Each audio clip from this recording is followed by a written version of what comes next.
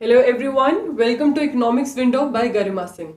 Today we'll continue with the remaining part of the chapter Concept of Revenue. पिछले video में हमने समझा था रेवेन्यू के concept, total revenue, average revenue, marginal revenue क्या है और उनके रिलेशनशिप. आज हम पढ़ेंगे about the firms revenue curve in different market. Okay, तो आपको एक बात समझनी बहुत जरूरी है. जब मार्केट्स के बारे में बात होगी, हर मार्केट सेम नहीं होती है. इन मार्केट्स के बारे में इन डेप्थ हम लास्ट चैप्टर में पढ़ेंगे जब हम फॉर्म्स ऑफ मार्केट करेंगे. लेकिन इस चैप्टर के रिलेशन में जितना आपको समझना चाहिए वो मैं इस वीडियो में आपको पूरा करवा दूंगी. जब हम बात करते हैं मार्केट, तो मार्केट के अंदर बेसिकली हम तीन टाइप ऑफ मार्केट को कंसिडर करेंगे. One is perfect competition, second is monopoly and third is monopolistic competition. Okay, अब नाम सुन के घबराना नहीं है, बहुत ही इजी कॉन्सेप्ट है. अभी आपको बस इतना याद रखना है, अगर परफेक्ट कंपटीशन वर्ड सुनाई देता है, परफेक्ट कंपटीशन मतलब ये जो कंपटीशन होने वाला है between number of sellers and buyers, ठीक है, वो बिल्कुल परफेक्ट है, किसी कहीं कोई डोमिनेशन नहीं है. देयरफॉर परफेक्ट कंपटीशन वाली मार्केट में there will be large number of buyers as well as the sellers. भाई सेलर्स भी बहुत ज्यादा होंगे और बायर्स भी ज्यादा होंगे, तभी तो एक परफेक्ट कंपटीशन मार्केट है. भाई कंपटीशन बहुत बढ़िया चल रहा है. ओके, उसके बाद सेकंड फॉर्म ऑफ मार्केट है monopoly. Mono means one. Okay, जब एक ही सेलर रहेगा, जब एक ही सेलर की बहुत ज्यादा डोमिनेशन रहेगी मार्केट में, it will refer to the form of market which is monopoly. Okay, फिर उसके बाद आता है थर्डली मोनोपोलिस्टिक कंपटीशन. मोनोपोलिस्टिक मतलब जहां फ्यू सेलर्स होंगे, बहुत ज्यादा भी नहीं और ना ही एक, बट फ्यू जिनको काउंट किया जा सके, वो मोनोपोलिस्टिक कंपटीशन कहलाएगी. राइट, तो हम तीनों मार्केट के अंदर डिफरेंट रेवेन्यू कर्व्स देखेंगे. हर मार्केट के हिसाब से हर फर्म का अलग रेवेन्यू कर्व रहेगा. राइट, लेकिन उससे पहले हमें एक इंपॉर्टेंट चीज समझनी बहुत जरूरी है, which is the firms demand curve. भाई जब हम रेवेन्यू निकालेंगे तो पहले हमें डिमांड कर्व तो पता हो कि फर्म का डिमांड कर्व क्या है. तो आपको पता है, जैसे हमने प्रीवियस चैप्टर में किया था जब हम थ्योरी ऑफ डिमांड कर रहे थे, डिमांड कर्व क्या होता है? It shows the relationship between price and quantity. Price और क्वांटिटी के बीच में रिलेशनशिप बताता है. और सिमिलरली जब हम रेवेन्यू की बात करते हैं, रेवेन्यू के अंदर एवरेज रेवेन्यू जो टर्म है, it also shows the relationship between price and the quantity. Okay, तो मैं क्या हमने पढ़ा था पिछली वीडियो में कि average revenue is equal to price. Okay, therefore this will only refer to the firms demand curve. अगर डिमांड कर्व ऑफ फर्म पूछा जाए, it will be none other than the average revenue. Right, because demand curve क्या है? It shows the relationship between price and quantity. Okay, तो first we have the case of perfectly competitive market.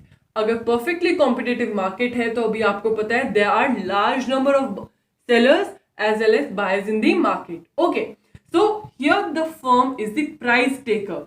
Firm को price taker कहा गया है क्योंकि अगर firm अपने हिसाब से प्राइस चार्ज करेगी तो शायद कंज्यूमर कहीं और चला जाए, तो फर्म को उतना ही प्राइस मानना होगा या लेना होगा जितना मार्केट में अवेलेबल है.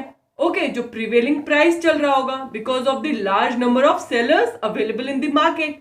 Okay, therefore perfectly competitive market में a firm can not influence the market price. Market price को इन्फ्लुएंस नहीं कर सकती है. अगर आप सोच रहे हो, again I am repeating, if the firms try to sell at a higher price than the prevailing market price, suppose market में कोई सामान 10 रुपए का बिक रहा है, तो अगर परफेक्टली कॉम्पिटिटिव मार्केट है तो फर्म को 10 रुपए में ही बेचना होगा. अगर वो कोई फर्म उसको 15 रुपए में बेचना चाहती है, if a firm tries to sell at higher price, अगर ज्यादा price, suppose 10 price prevailing price और 15 में बेचना चाहती है, तो क्या कंज्यूमर्स उस फर्म से सामान खरीदेंगे? Answer is no, because it is a perfectly competitive market. बहुत सारे सेलर्स अवेलेबल हैं. अगर आप 15 में दे रहे हो तो किसी और से ले लेगा जो 10 में दे रहा है, क्योंकि वो प्रिवेलिंग मार्केट प्राइस पे आपको प्रोडक्ट अवेलेबल करेगा.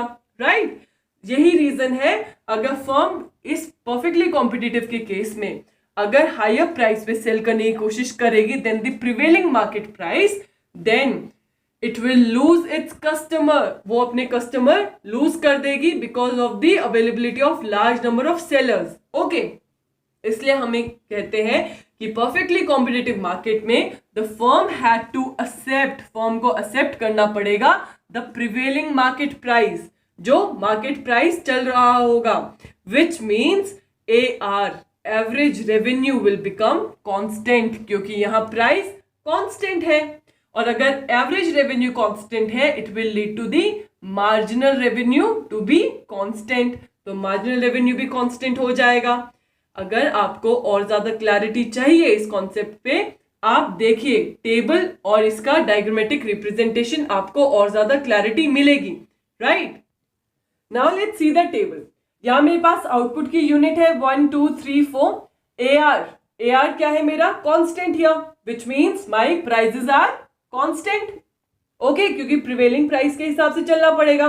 सपोज AR कांस्टेंट है तो 555, suppose 5 is the price, prevailing price of the market, तो TR क्या हो जाएगा मेरा? 5 into 1 5, 5 into 2 10, बिकॉज TR क्या होता है? AR into quantity, AR multiply by the quantity will give us TR। तो मेरे पास 5 10 15 20 25 टोटल रेवेन्यू आया। अब मुझे मार्जिनल रेवेन्यू क्या है? 1 एडिशनल यूनिट। राइट, तो कितना एडिशन होता जा रहा है? 5 यूनिट्स का ना, तो MRB क्या है यहाँ मेरा? MRB कांस्टेंट है। राइट, यही तो ऊपर बताया मैंने। देयरफॉर जब मैं इसको डायग्रामेटिकली रिप्रेजेंट करूंगी तो मेरे फर्म का रेवेन्यू कर्व कैसा आएगा? A horizontal line. Horizontal line ये बताएगी कि एक price at price 5 a firm in a perfectly competitive market can sell any quantity, चाहे वो एक यूनिट सेल करे, 2 यूनिट सेल करे, 3 सेल करे, वो 5 रुपए की प्राइस पे कोई भी क्वांटिटी सेल कर सकती है, because here prices are constant. अगर प्राइस कांस्टेंट है तो AR कांस्टेंट है, AR कांस्टेंट है तो MR कांस्टेंट है, जिसकी वजह से पता चला कि फर्म का रेवेन्यू कर्व या फर्म का डिमांड कर्व या फर्म का price line is a horizontal straight line. I hope you got the concept. अभी भी किसी बच्चे को डाउट है तो आप एक एग्जाम्पल समझो, आप रिलेट कर पाओगे। जैसे कि ऑटो रिक्शा। ओके, आप मार्केट में ऑटो लेते हो, तो ऑटो लेने के लिए आपने बोला कि भैया मुझे मार्केट तक जाना है। आपको पता है मार्केट तक जाने के 10 रुपए लगते हैं और ऑटो वाला भैया आपको बोलता है कि 50 रुपए दो। आप वो ऑटो लेते हो? नो, क्योंकि आपको पता है प्रिवेलिंग प्राइस क्या है मार्केट का? 10। तो it is a perfectly competitive market. अगर ये ज्यादा प्राइस चार्ज करेगा तो हम इसकी ऑटो में नहीं बैठेंगे, हम कोई और ऑटो के लिए वेट करेंगे जो हमें 10 रुपए में मार्केट तक छोड़े। Right, so this is what is perfectly competitive market. The second form of market we have is monopoly. Okay, अगर monopoly है, monopoly मतलब one seller है। Okay, तो यहाँ price taker नहीं होगी, here the firm will be price maker, क्योंकि एक ही seller है, जिस प्राइस पे बेचना चाहे उस पे बेच सकता है। राइट, लेकिन एक बात याद रखना कि हमें पता है डिमांड और प्राइस के बीच में क्या है? नेगेटिव रिलेशन है। जितनी ज्यादा प्राइस होगी उतनी ज्यादा डिमांड कम होती है चीजों की। इसलिए अगर मोनोपोली फॉर्म ऑफ मार्केट में अगर सेलर को बहुत ज्यादा क्वांटिटी में कोई चीज बेचनी है, उसको प्राइस कम रखने पड़ेंगे, but only he can sell more of the quantity if he lowers the price, because we know there is a negative relation between demand and price. Right, so accordingly monopoly के अंदर firm का average revenue AR curve क्या होगा? It will be a downward sloping curve. क्यों? क्योंकि उसको कम price पे बेचना होगा। राइट, तो उसको प्राइसेस कम करने पड़ेंगे अगर उसको ज्यादा अमाउंट में या ज्यादा क्वांटिटी में कोई भी जो उसका प्रोडक्ट है उसको बेचना है। राइट, अकॉर्डिंगली अगर AR डाउनवर्ड स्लोपिंग है, AR मेरा डिक्रीज हो रहा है, तो मेरा MR भी डाउनवर्ड स्लोपिंग होगा। लेकिन यहाँ MR जो मार्जिनल रेवेन्यू है वो AR से ज्यादा फास्टर रेट पे डिक्रीज करेगा, which will give us a condition MR is less than AR। आपको याद रखनी है मोनोपोली के अंदर MR is less than AR। Now let's see the table and the diagrammatic representation so that the idea is more clear. As you can see in the table, I have the unit of output 1, 2, 3, 4, 5 and here क्योंकि monopoly है, अगर उसको ज्यादा अपना product बेचना है तो firm को अपना प्राइस लोअर करना पड़ेगा क्योंकि इनवर्स रिलेशनशिप है डिमांड एंड प्राइस में। तो प्राइस मेरा क्या है, 1 यूनिट अगर बेच रहे हैं तो 10 रुपए चार्ज करता है क्योंकि ये प्राइस मेकर है। अगर उसको 2 यूनिट बेचनी है तो वो 9 रुपीज चार्ज करेगा, 3 का बेचनी है तो 8, 4, 7, 5 यूनिट तो 6 रुपीज। तो आप देख रहे हो कि प्राइस उसको कम करना पड़ रहा है जैसे जैसे उसको अपना आउटपुट इंक्रीज करना पड़ रहा है। क्वांटिटी ज्यादा बेचनी है तो प्राइस कम करना पड़ रहा है, right. Accordingly now you will find out the TR, total revenue क्या आएगा, क्वांटिटी इंटू AR, राइट। तो 10, 18, 24, 28, 30। MR निकालो जरा, MR क्या है, 10 टू एडिशनल यूनिट देखते हैं ना, 10 to 10 to 18 8 unit, 18 to 24 6 unit, 24 to 28 4 unit and 28 to 30 it will be 2 unit. तो आप देख रहे हो कि MR जो है it is decreasing faster than the AR तो एक एक यूनिट से गिर रहा है, प्राइस एक एक यूनिट से गिर रहा है, लेकिन मेरा देखो MR डबल दी स्पीड से गिर रहा है। तभी मैंने बोला था कि MR is less than AR। Okay, अब अगर जब मैं इसको डायग्रामेटिकली रिप्रेजेंट करूंगी मेरा AR क्या है, डाउनवर्ड स्लोपिंग है, देयरफॉर AR नीचे आ रहा है, राइट। और मेरा MR जो है वो भी डाउनवर्ड स्लोपिंग है लेकिन at a faster rate than the AR से डिक्रीज कर रहा है, राइट। तो AR और जल्दी नीचे की साइड मूव करेगा, right. Therefore my curve in the case of monopoly it will be downward sloping curve both AR and MR. Also second condition, MR is less than AR because MR is decreasing at a faster rate than AR. एक और condition याद रखनी है, अगर monopoly में firm को ज्यादा output cell करना है या ज्यादा क्वांटिटी सेल करनी है, the firm will have to lower its price, उसको प्राइस कम करना पड़ेगा। Why? Because there is a negative relation between demand and the price. अब यहाँ आपको एक और रिलेटेबल एग्जांपल देती हूँ, जैसे कि जो लग्जरी कार्स है हमारी like Mercedes, Audi, right, Range Rover, इन लोगों के प्राइस एक फिक्स प्राइस रेंज है इनकी, राइट, उससे नीचे नहीं आते हैं। इनको क्वांटिटी से मतलब नहीं है, इनको प्राइस से मतलब है क्योंकि मोनोपोली है। मर्सिडीज जैसी कार सिर्फ मर्सिडीज ही बनाती है, ऑडी मतलब ऑडी वाली ही कार है, राइट। तो ये मोनोपोलीज हैं, these firms are the price maker, right. और अगर इनको अपनी, आप देख रहे हो अगर सोसाइटी में आसपास देखो कितने लोगों के पास मर्सिडीज है, कितनों के पास ऑडी है, राइट। तो आप देख पाते हो अगर ये वाली फर्म चाहती है कि इनकी ज्यादा आउटपुट सेल हो तो इनको अपना प्राइस कम करना पड़ेगा ताकि ज्यादा क्वांटिटी में बिके, राइट।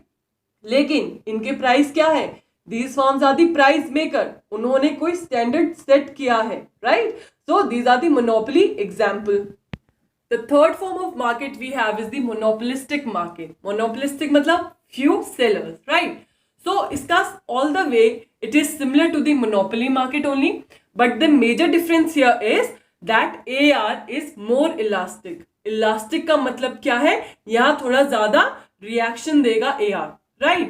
अगर प्राइस चेंज होगा in relation to the change in price, मेरी चेंज इन डिमांड थोड़ी मुझे ज्यादा दिखाई देगी, right? इसलिए बोला गया है AR is more elastic। और क्या रीजन है इसका इलास्टिक होने का, मैंने अभी बताया मोनोपोलिस्टिक मतलब few sellers, मतलब यहाँ क्या close substitutes of the good is present in the market, right. तो बस यही डिफरेंस था मोनोपोलिस्टिक और मोनोपोली में, otherwise everything is same. See the table and the diagram, right? So I have the output 1, 2, 3, 4, 5. Then AR, TR and MR. Similarly, we'll find out the AR, TR and MR. Okay, same ही है, AR भी मेरा decreasing है, MR भी मेरा decrease हो रहा है, और ये मेरा in comparison to monopoly, monopolistic competition में थोड़ा AR is more elastic. Therefore मेरे जो कर्व होंगे it will be downward sloping, नीचे ही आ रहे हैं, but the difference here is AR is more elastic. That's it. अब कुछ बच्चों को और क्लैरिटी चाहिए, let me give you one example to which you can relate. Okay, अब जैसे कि मैं एग्जाम्पल देती हूँ कोलगेट और पेप्सोडेंट का। ओके, दोनों क्या है, क्लोज सब्स्टिट्यूट्स है, दोनों ही टूथपेस्ट है। अगर कोलगेट अपना प्राइस बढ़ाता है, राइट, तो ज्यादा लोग पेप्सोडेंट खरीदना पसंद करेंगे, राइट, क्योंकि यहाँ चेंज इन प्राइस की वजह से चेंज इन डिमांड एकदम से अचानक से ज्यादा चेंज होगी, तभी तो मेरा AR इज मोर इलास्टिक। अगर कोलगेट अपना प्राइस बढ़ा देती है तो क्यों कंज्यूमर कोलगेट खरीदेंगे, लोग सोचेंगे why not to buy Pepsodent, budget friendly भी रहेगा, right. So this is the example of monopolistic competition. So now we have come to the last topic of this chapter, which is degree of elasticity of demand in different market. जो हमने different market के forms किए हैं, perfect competition, monopoly, monopolistic, अब इन सबको हम demand के हिसाब से देखेंगे कि इलास्टिसिटी ऑफ डिमांड कर्व क्या रहती है, राइट। जब मैं बात करती हूँ परफेक्ट कंपटीशन या परफेक्टली कॉम्पिटिटिव मार्केट, मुझे पता है मेरे क्या है, it is a horizontal line. Okay, horizontal line का मतलब है elasticity of demand is infinity because there is large number of sellers, right, whereas this DM line represents the monopoly demand curve. Okay, and in case of monopoly market, elasticity will be low. The change in price will lead to less change in the demand. Okay, why? Because there is only single seller, ज्यादा change नहीं आएगा, इसलिए low degree of elasticity. Elasticity क्या है, it refers to the change in the relationship. अगर एक variable में change होगा तो दूसरे में क्या चेंज आएगा, वही तो होती है इलास्टिसिटी। तो मोनोपोली में क्योंकि एक ही सेलर है तो मेरी लो डिग्री ऑफ इलास्टिसिटी है। We have lastly the monopolistic competition. So DMC curve represent the demand curve of the monopolistic competitive market. Okay, यहाँ क्योंकि मुझे पता है monopolistic मतलब few sellers, तो यहाँ अवेलेबल है substitutes, right? तो यहाँ हाई डिग्री ऑफ इलास्टिसिटी मिलेगी, तो elasticity of demand will be high in monopolistic form of market, whereas it will be low in monopoly and it will move towards infinity in the perfectly competitive market because of the large number of sellers. By this we have completed our chapter concept of revenue. I hope you have enjoyed learning and have got all the concept clear. If you did, then do not hesitate to press in that thumbs up icon, and also guys, if you are new to my channel, make sure you like, share and subscribe to Economics Window by Garima Singh for more amazing content coming your way. Thank you for watching Economics Window by Garima Singh.